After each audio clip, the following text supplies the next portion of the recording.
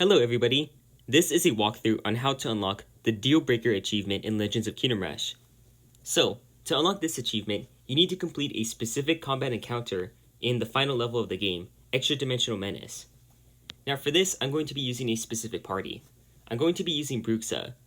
Now, I recommend having Bruxa at least rank 2, so that way she can use Voodoo Ritual, because this ability is far more useful than Mystic Slumber, so definitely have this. But this is, in my opinion, her strongest skill, so you don't need to worry about leveling her up to rank 3 to get any of the other abilities.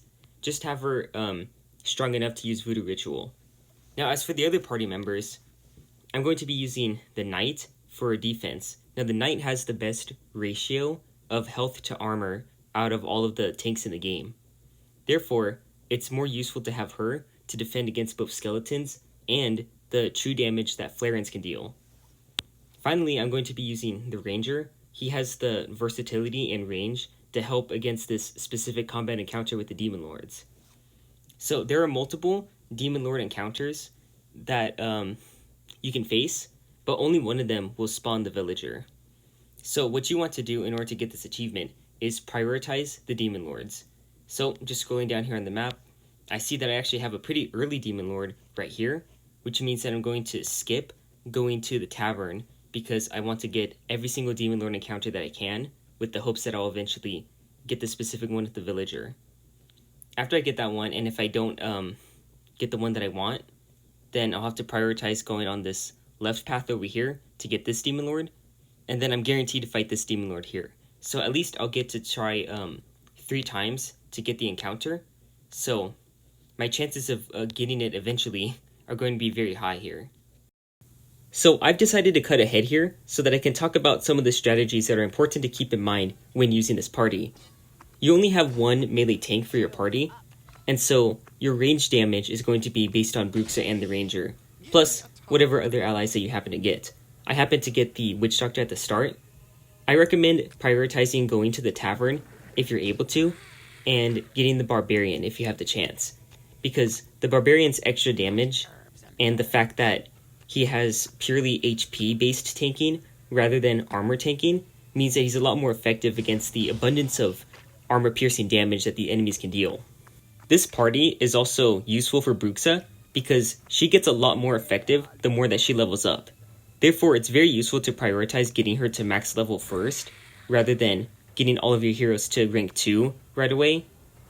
It is beneficial to get the Ranger to rank 2 because he can more effectively one-shot various enemies, but the Poison Arrow is good enough to get the job done in most cases. The only enemies that he's not going to one-shot right away are either the tanky enemies that you couldn't one-shot anyways, or these skeletons here, which are not as threatening as the Acolytes and Demons anyways.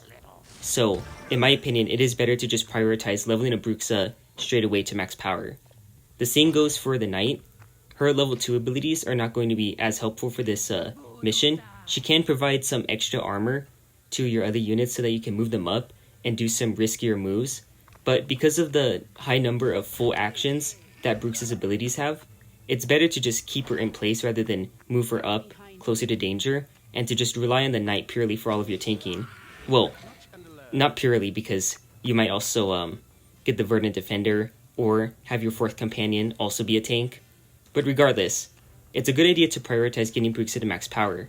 Now, one thing that's really handy about her is that her skills are handy at both one-shotting many of the dangerous enemies like Demon Hounds when she has her maxed out skulls and maxed out damage without even needing a damage boost from things like a Weaponsmith.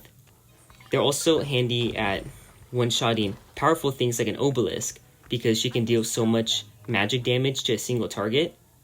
So, in my opinion, she's just a really handy unit to have around. She can snipe out the Demon Lords when they're proving to be troublesome, which is really nice. And because she has the Ranger to help her out, you have an abundance of range damage to take out all the enemies that a single unit wouldn't be able to take out on their own. Now, when it comes to the Demon Lord encounters, if you happen to get one that isn't the one that you're looking for, the general advice that I would follow is to try to keep all of your units into one corner of the map. Now, it's really easy to get surrounded, So the best thing to do would be to rely on the fact that you have multiple sources of range damage to try to snipe out the dangerous enemies that can abuse the fact that you're surrounded. So those would be things like the Flarons primarily, but also to take out any of the Demon Hounds that will try to surround you, because those guys can be easily one-shotted by Bruxa, like I was saying earlier, so you can remove the threat that they pose to your tanks like the Knight by dealing burning damage to them. Now, I generally leave the Demon Lord alive for kind of a while, but because you have Bruxa with you, it is possible to take advantage of her high damage abilities to one-shot him right away. And if you do that, then you've just removed the next biggest threat from the encounter, but in my opinion, it is still more pertinent to get rid of the Flarons and Demon Hounds.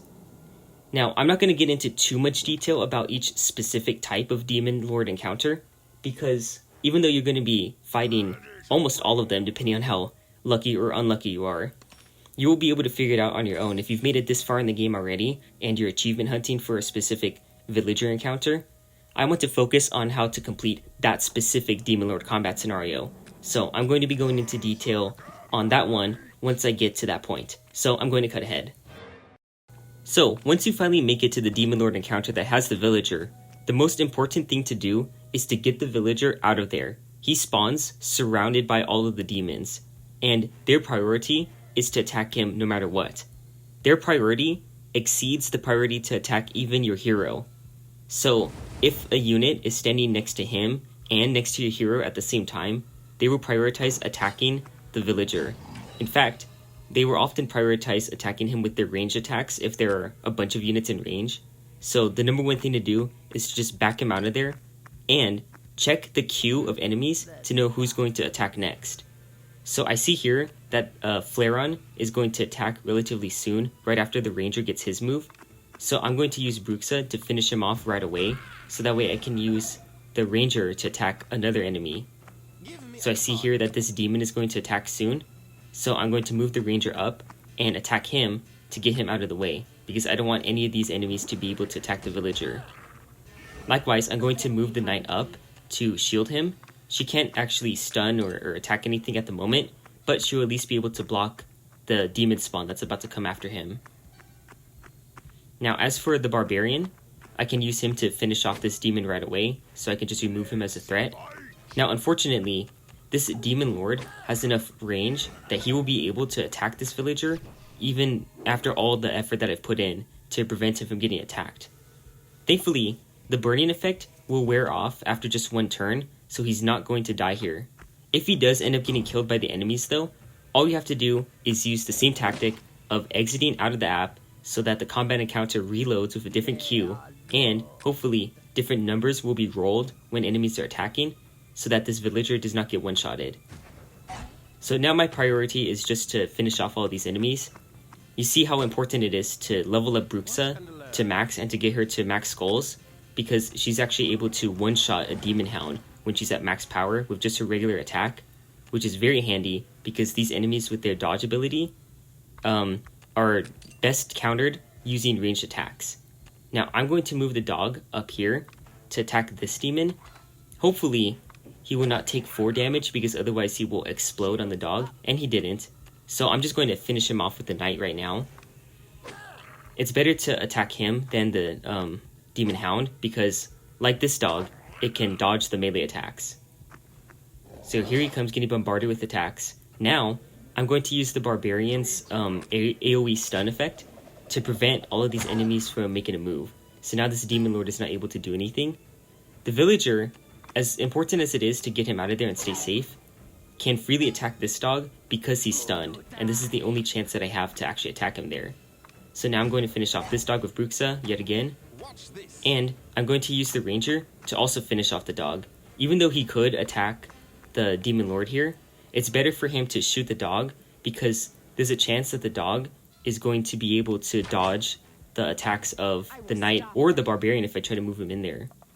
So now what I'm going to do is move the Knight up, and I'm going to use the Barbarian to push the Demon Lord towards the Knight, so that she tanks his attack with her higher armor.